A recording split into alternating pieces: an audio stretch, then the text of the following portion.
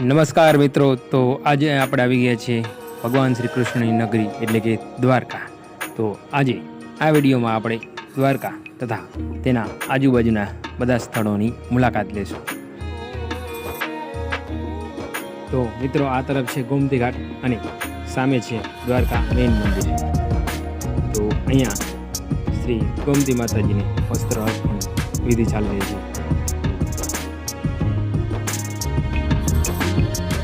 મિત્રો, લોકો અહીંયા ગોમતીમાં સ્નાન કરી અને ભગવાનના દર્શન કરે છે. અને સામે છે સુદામા સેતુ, જે હાલ તો સહેલાણીઓ માટે બંધ રાખવામાં આવેલ છે. અહીંયા માત્ર 100 રૂપિયામાં તમે આ બોટ રાઇડિંગની મજા પણ માણી શકો છો. તો મંદિર પરિસરમાં કેમેરો એલાઉડ છે નહીં, એટલે આપણે તમને મંદિરના દર્શન અંદરથી નહીં કરાવી શકીએ. મંદિરની બહાર તરફ આ સાઈડ સમુદ્ર છે, જ્યાં જોરદાર મોજાની લહેરો આવી રહી છે. એની મજા તમે ખૂબ લઈ શકો છો. અને અહીંથી આપણે સીધા જઈશું શિવરાજપુર બીચ, જ્યાં તમને માત્ર 30 રૂપિયામાં તમને બીચ પર જવા માટેની એન્ટ્રી ટિકિટ મળી જશે. બીચ પર જઈ તમે નાહવાની તથા બોટ રાઇડિંગ તથા પેરાગ્લાઇડિંગ જેવી અનેક મજા માણી શકશો.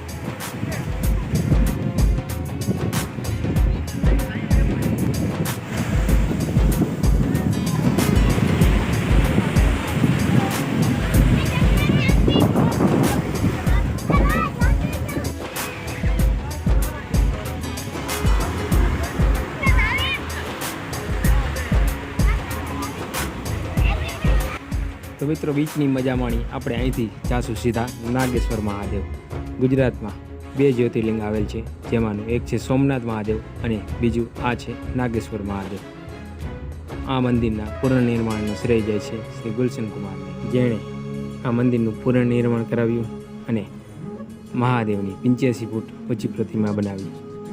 અહીંયા ભગવાન શિવની નાગ સ્વરૂપે તથા માતા પાર્વતીની નાગણી સ્વરૂપે પૂજા કરવામાં આવે છે. એટલે આ જ્યોતિર્લિંગને નાગેશ્વર જ્યોતિર્લિંગ તરીકે ઓળખવામાં આવે છે.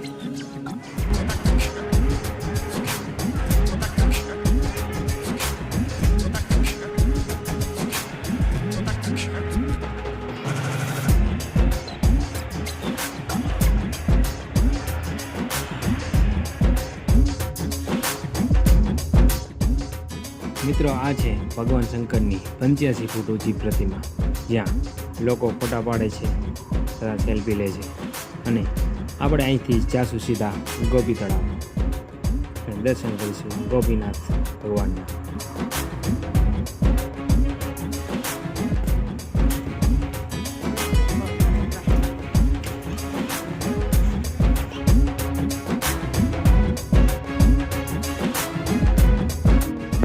મિત્રો, આ છે ગોપી તળાવ અને આ તળાવની માટી નીકળે છે તેને ગોપીચંદન કહેવામાં આવે છે, જેને લોકો પેકેટમાં પેક કરી વેચે છે બહાર, અને માણસો એને ઘરે પણ લઈ જાય છે.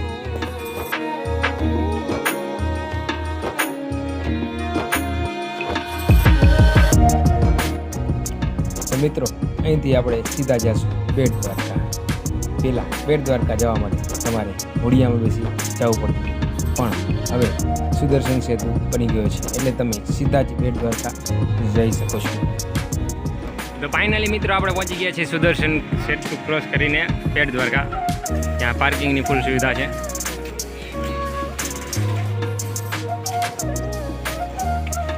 મિત્રો, આપણે બેટ દ્વારકા મંદિરે પહોંચી ગયા છીએ અને અહીંયા અંદર રેકોર્ડિંગ શૂટિંગ એલાઉડ નથી. અંદરના દર્શન આપણે તમને નહીં કરાવી શકીએ. બાજુ પ્રસાદ છે.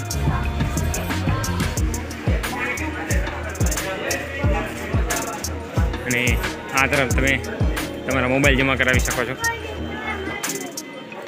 ગેટથી તમે બહાર નીકળશો એટલે સામેની સાઈડ તમને ભગવાન શ્રી કૃષ્ણની નગરી, સોનાની નગરી દ્વારકા નામનું મ્યુઝિયમ દેખાશે, જેમાં તમે 40 રૂપિયા ટિકિટ ખર્ચી ભગવાન શ્રી કૃષ્ણના નાનપણથી લઈને તેમના જીવનકાળના દરેક પ્રસંગ આ રીતે મૂર્તિ સ્વરૂપમાં જોઈ શકો છો.